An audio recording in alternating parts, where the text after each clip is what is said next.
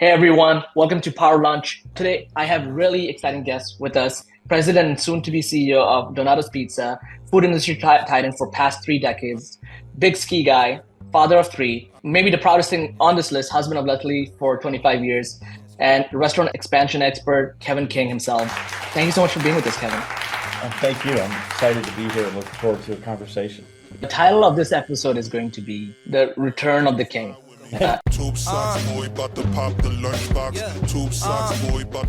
we're doing some digging on your background, and I was just really excited to see some of these iconic brands you've been a huge part of. Smoothie King, Domino's, now Donato's. Did you know when you were a 17-year Kevin that you're going to, help shape some of the biggest brands in the industry? No way. I think of my path to the restaurant career is really all accidental.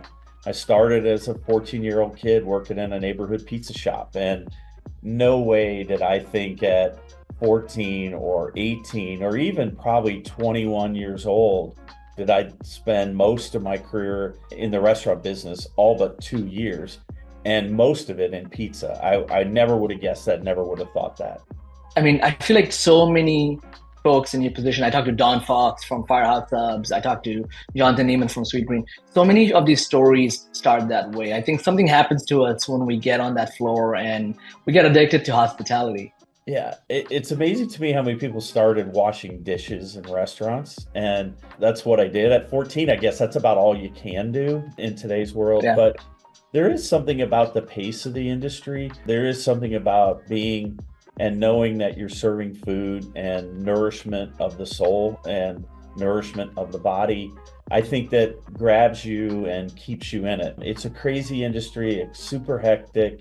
Things happen every day and you're like, well, who saw that coming? And there's just something about that I think drew me when I was in college and thinking about what am I going to do for the rest of my life? And that has kept me here. And I did say all but 2 years. I went to JP Morgan Chase in the retail bank for 2 years, and I missed it. I missed the pace of the business. I'll never forget one of my first business trips, and we spent the whole day together, and it's like 5 o'clock and everything's done. And, in the restaurant business at 5 o'clock, things are just getting going. So there is something about it, and it is fantastic. Yeah. The title of this episode is going to be The Return of the King. And I don't know if you guys played around with this title yet, because you were at Donato's before, then you ultimately returned. Would love to hear about that journey and why you came back to Donato's and the things you did in between. I would love to hear a little bit about that. Donato's has had for decades a term for people who work here and called them alumni, not anything else. And whether it was premonition and you never say never, you never know what's going to happen. So I left Donato's in 2003, a couple years at Chase, spent 10 years at Papa Murphy's and 6.5 years at Smoothie King. And, frankly, I didn't think I would come back. I got a call from current CEO, Tom Kraus, and he said, let's get together and talk. And he presented an opportunity to me. But up until that conversation, I never thought I would come back, but it was also really natural to come back. And there are quite a few people here who have been here on multiple tours. I kind of call it the comeback kids. There's a few of us on our leadership team. And I think it's awesome that you can do that in a career, or you can do that in a brand, is that you can contribute when you're young in your career. You can go out and learn. I spent almost 20 years away from Donato's. And I think there were two great things about that is, number one, I got a jump start because I knew what the culture was like and I knew what the brand was like. But then I could also apply everything that I learned and be the best of myself that I could possibly be. Sometimes you can't be that when you stay in an organization the whole time. You can't be your new self or your grown self. So that's part of what I think coming back, especially in today's world where, people don't work for the same brand for decades and retire. The whole industry should be open to letting people, or not even letting people, but encouraging people to come back, because you bring so much perspective that you gathered in other places, what you liked and what you didn't like, what can make it better and what would make it worse. and you can apply that. So I think it's a trend we're going to see more of, that brands willingly and openly encourage people to go out, learn, and to come back and bring the best of themselves back. I love what you said there about sometimes you don't get to be your new self. Sometimes you have to go out, and when you come back, they appreciate you because sometimes you look at your leadership team. Sometimes the newest person's idea is the best just because they're new. We all have that bias, so sometimes it is awesome to go out there, learn, and also appreciate. Some of the things you didn't appreciate about the company. That's a big part of it, is learning what really matters. And for Donato's, it's a huge part because culture and values are such a huge part of the organization. And if you grow up here, you may not realize how important that is to have until it's not there. And so that makes it that much more important to fight for and to keep alive and to keep it meaningful, because companies without strong missions and strong values, they change over time. And that change can be really detrimental to the organization. Is certainly a big part of Donato's, and certainly a big part of why people should be encouraged to go and come back. Your previous CEO made you offer and said, hey, let's do this together. How do you two complement each other? What did you appreciate about him? What does he appreciate about you? Ultimately, that led to you now being the next CEO. But how did you guys, jam together? Yeah. First of all, he's great, and he has a lot of his strengths are not necessarily mine. He's one of the most outgoing people I know, and he's very empathetic, and he sees and he feels things. And coming back, knowing that that was my logical next step, I knew I needed to watch, listen, and learn and gather as much of that as possible. And he's been a great role model and a great partner in this period of time. The other thing, and this is hard to do, and I think as leaders, we've got to do this, and we got to do it more, and we got to do it younger, is he created room. And room meant that he let go of many things and let me assume those.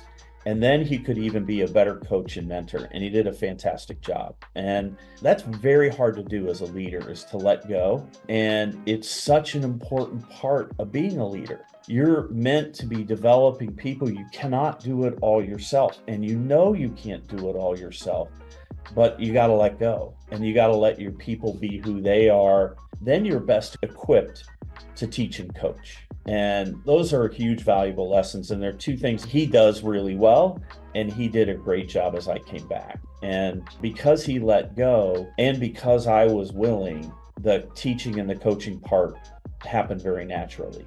And so from a leader perspective, you have to let go. And from a learner perspective, you have to be open.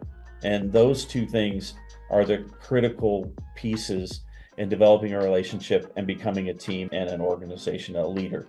I love that. It takes so much work on both sides to make that happen, is what it sounds like. So I'm happy you had that partnership. Now, how does one become CEO? When does it start? When were you? Take us behind the scenes, 6 months ago, 12 months ago.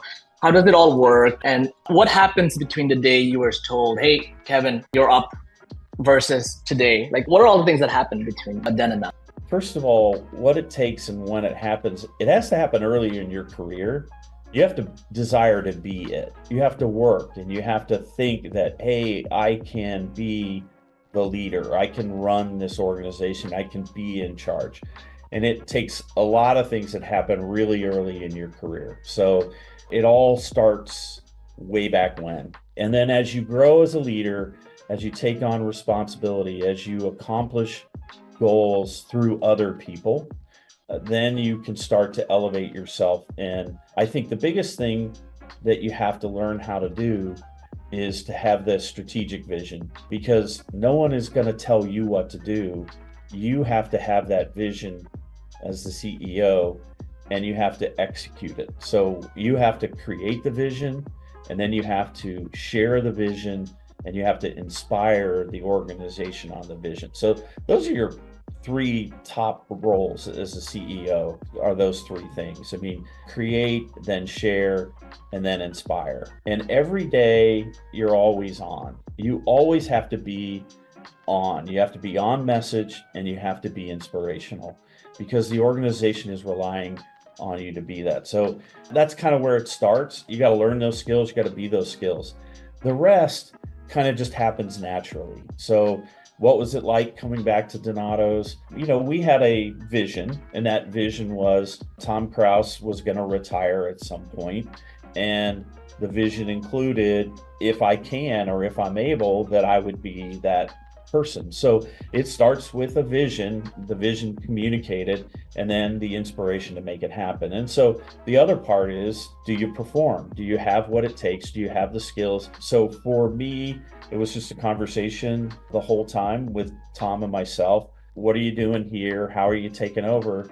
And I can't underestimate, I said it once before, but make room. You have to make room, because you can't say I'm ready or not ready if you didn't create the opportunity for me to actually do it, or for the person on your team, because it's really not about me going forward. It's about, did I create room for the people who are on the team to do what they needed to do to be leaders? Then the rest happens gradually and it feels natural. And then, of course, it's back to, what's the vision? Okay, we got the vision, we shared the vision, and now we got to bring it to life. So that's kind of how it all unfolded. Of course, there was time in between, about 2.5 years from the time I came back until we made the announcement. And then we have about a 6-month transition period, and that is part of the deal. Some transitions happen quicker. This is a very orderly transition. It was the one that we envisioned, and it's just happening on its timeline. So I love that part of it, so that there's not you wake up one day and it's all yours, here are the keys. It's sharing the vision with our team reacting and adjusting, and me reacting and adjusting, and hopefully then the company can continue on its path. I love that. Like, in terms of now, being a CEO, Kevin, what is the same? What's remained the same? Because I'm assuming a lot of things are the same, but some things have changed. Would love your voice over there. So I think the two biggest things are, you have to work really hard to get honest feedback, because that's the first thing that changes. People aren't going to always tell you what's really going on. They're going to tell you what they think you want to hear. And so you have to realize really on, you got to work really hard to hear what is really happening. So that's one. And the second is, you are the motivator. It's self-guided now. You have to be the one who is thinking about what's next, thinking about what's ahead of the organization, and pulling thoughts in your head together to be a vision or a plan, or getting feedback and input from others. But there's an expression, it's probably a little overused, but there's a lot of truth to it. It's lonelier at the top, because people are guarded. I don't want to say afraid. They're guarded to share, and you are responsible for the organization's path forward. And so those are the two things that change. And I think a good leader works hard to find out what's really going on in his organization, and he develops a peer network of others to bounce ideas off of, and to continue their own inspiration and their own guide for the future. So those are the two big things to me. I love that, Kevin. Kevin, what's the big 3 focus that you are driving towards for the organization? So our big focuses right now are, the consumer is a little stressed, and so how can Donato's continue to be a part of their lives? Because the guest and sales and transactions are a key for us. Number 2, it's our people. We went through crisis in people post-pandemic. The world has changed a little bit, and we've got to have great people in our organization, and we've got to be relevant to their lives and do what's important to them. And the third is, how do we take care of our guest? The guest has tons of choices today. The guest is different than they've ever been, and we've got to make sure Donato's is relevant to that guest every day. So those are the top 3 priorities. And 2 of those priorities are really driven by a huge disruption in the restaurant sector, and that's the influence of the third-party aggregators. They changed both the associate experience, meaning the associate in our restaurants and what their expectations are, and the guests' expectations. So I think it's super important to realize, number 1, this is a disruption. This is something that's happening. And 2, how can we be a part of the disruption than being the disrupted? And so we're working really hard on those 2. And those last 2, how they impact our associates and how they impact our guests, are going to drive that first one. how Donato stays relevant to the guests as we go forward. So there's a lot going on in this restaurant industry today, and the third-party aggregators are a huge part of it. Absolutely. Last question, the most important question. Big transition, huge congrats. How is Leslie, Laura, Drew, and Ethan? How are they helping you, supporting you through this transition? Or they're just like, whatever, Dad, you got this. So you know? I'm fortunate. Same as usual. You were busy before. So go ahead. Yeah, I'm so fortunate. I have a great partner in my wife, Leslie. She's always supported me. She's a better partner to me than I am to her, and I have to work on that every day. She's great. I'm sending her this clip. Yeah, please do, because it's true. And, we all need those partners in our lives. We need that. And I have 3 great kids. They're all 3 very different. They're great, and they'll continue to be a huge part of my life, and I love it. And I think as a dad in today's world, and very different than, say, my role or my relationship with my own father, is it's super important for me as a dad to have those relationships with my kids. And I want that. We're separated by geography. I have one in Portland, one in Seattle, one in Nashville. So having a great relationship with them is my responsibility, not theirs. So that's one thing I take with me every day. I love that. Those are awesome words to end on. And I will send a clip to you and then to Leslie so she can use it against you as needed. If you ever forget. That's okay. Kevin, thank you so much. Thank you. Have Kevin, a great day. thank you for joining us, and thank you for sharing how the transition has been. And we're just rooting for you and the awesome brand that you guys have created. Awesome. Thank you. Thank you, Kevin. Appreciate you. Take care. Have a great day. To fly with me. Tube socks, boy, about to pop the lunchbox. Tube socks, boy.